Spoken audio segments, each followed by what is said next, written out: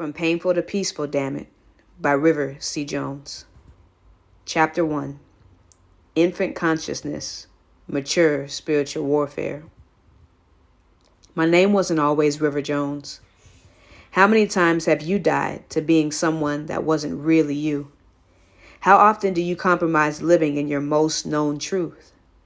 I sacrificed family relationships, financial opportunities, and comfortability in order to live in my truth. The challenge with that was I only learned my truth after I died. I get so annoyed hearing the excitement in anyone's voice when they talk about being born again. I absolutely respect the spiritual achievement of being born again. However, the conversation of rebirth rarely includes the details of the dying to self part. I really only birthed this version of me after dying to who I once was. Although my last name was never legally Dillingham, I carried it publicly from the age 3 through 17. When I learned this, I was battling the spirit of facade during that season of my life. Being perceived as fake, losing my first boxing match after being undefeated for years, on top of not fitting into any social groups altogether, made me question my worth. As if I didn't know who I was. I wasn't a real Dillingham legally because I was the only of my mother's children, both born before her marriage and not blood related to her husband. Can you imagine the embarrassment shared between me and my mother as my school principal explained that I couldn't receive my diploma because my name wasn't legal and my legal name didn't have a school record nor history of existence? So, my mother and I decided that paying for a legal name change was more logical than having me repeat all of my school years in her maiden name. So from Celicia Ciciana Searles to Celicia Ciciana Dillingham was an identity that lasted only 3 years. Within the first year of this new legal identity, I was sexually abused by the man I got the name from. That wasn't why I became River Jones, though. That was just why I died to so much of who I used to be. Now, fast forwarding, of course, it didn't make sense for me to hold a grudge against my great aunt after she passed away. While she was still alive, I reasoned with the fact that until she called me first, we wouldn't talk. And I would forgive her when we spoke in person about how she helped me plan Celicia's funeral and didn't show up. Ironically, I couldn't afford to travel in time for her actual funeral. Her ascension rushed me to the back seat of her Cadillac, comforted by her scent and the love that lingered from her presence. Baby, let me tell you something. You know how in high school, girls like the athletic guy with a nice car? I gently nodded my head, completely lost on where she was going with this.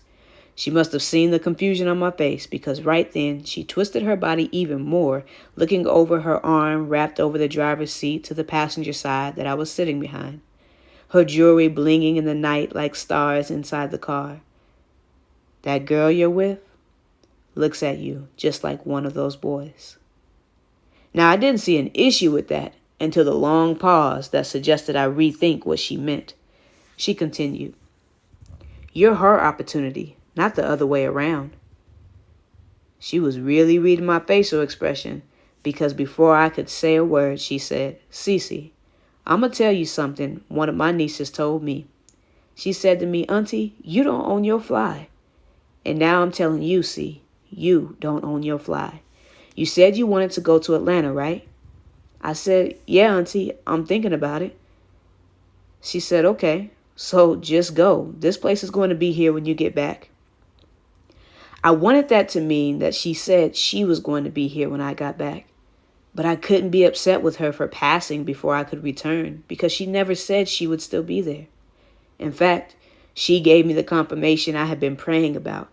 She was always an answered prayer, my black woman earth angel, like the glass figures she collected. I had been praying for months about moving to Atlanta because there were so many things to consider. Just a few months before I ever considered moving to Atlanta, my plan was to drive me, my car, and all of my hunting memories right off the Narrows Bridge. I remembered how the bridge would swing when I was a kid, traveling to see my mom's mental health counselor. Everything about the trip was scary. I honestly couldn't say what I had more fear of. The too good to be true vacation appearance this place had that they were trying to convince my mom to live at without her family, which that gave me flashbacks of seeing Mary J. Blige at 10 years old in the movie Prison Song, all drugged and sedated instead of healed. Imagining visiting my mom to see her in that state freaked me out, just as much as my pulse was pumped with fear, with the way the traffic was loaded on the long bridge blowing with the wind. In all honesty, it seemed suitable for a good place to bring my life to an end. I didn't go straight for taking myself out. I tried to give God an opportunity to do it without my help. See, at the time, counseling failed me. My counselor told me that I was doing great, given the details of things I overcame.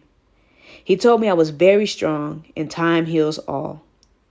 All I knew for sure is that I asked everyone I could think of for help and tried every scenario of rectifying the situation. My parents didn't want help from the community. The elders in the family didn't have any idea of how to help, and when they asked me what I needed them to do, I never knew the answer. Eventually, I was willing to try absolutely anything to heal and anything to help. I was so desperate and out of ideas, I got down to 2 final actions. One was to reconcile and just talk to my parents. How many of us know that just because something makes sense doesn't make it understood? I figured all we could do at this point was forgive each other and find a compromise to how we would interact moving forward. At least an agreement for me to visit my siblings. That attempt led to me jumping out of a moving car into ongoing traffic, running for my life. I'll explain that later.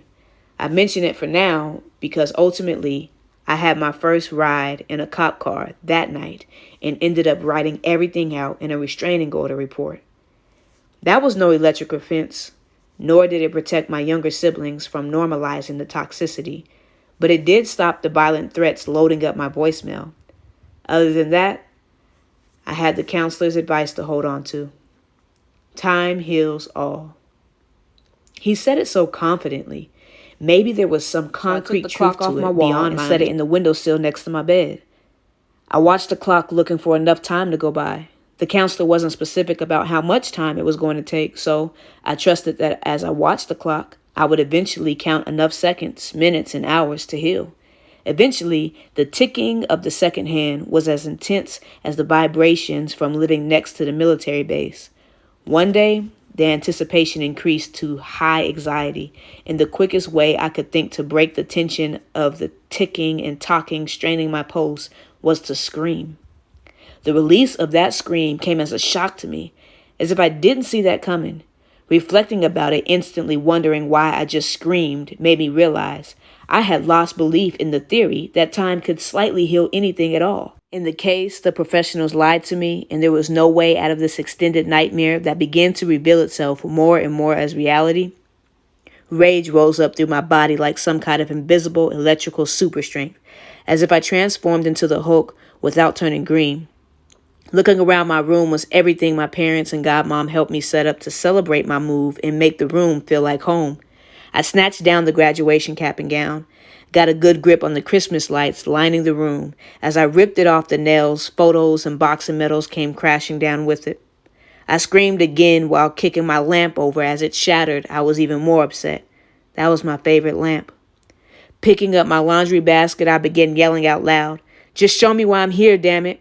In shock that I just cussed out God, I paused and looked for the lightning to strike me down. Then almost instantly, the fear of God escaped me.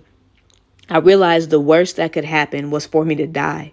Living was so miserable, and I couldn't help my family. I felt useless. In that moment, I realized I was ready to die. So there I was, mad, angry, furious with God for keeping me alive. Fighting with all of my furniture, punching my dresser, and banging on my desk wasn't enough. I began flipping up my mattress and punching it like I was on a heavy bag, doing power and speed drills. I repeated the question over and over again. Just show me why I'm here, damn it. Just show me why I'm here, damn it. Throwing a punch for each word, just furious, I got so drained my body collapsed to the floor. At that point, I tried to bargain with God. Say, man, you took Uncle Butch in his sleep. I want to go just like that. Peaceful. I need to talk to you. This mission is done. Everything I came to do just got swept from under my feet. It's over. I tried to be the best daughter, best sister, best auntie, best student, best MC, best mentor, and best boxer. It's all over. I have nothing more I can do. I'm sorry I failed. It's just not fair. It's never been fair. Even when I was just a baby, everything always looks good and falls apart. People always act like they love me and then they just don't have my back anymore. I'm done here. Let's try something different, like a new body and a family that I fit in. I can even be an orphan, God. Just make me a really dope orphan so at least these things will make sense. Most orphans have a right to feel lonely. None of this makes sense.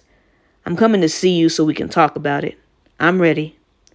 I closed my eyes to rest, like it was my last breath being taken.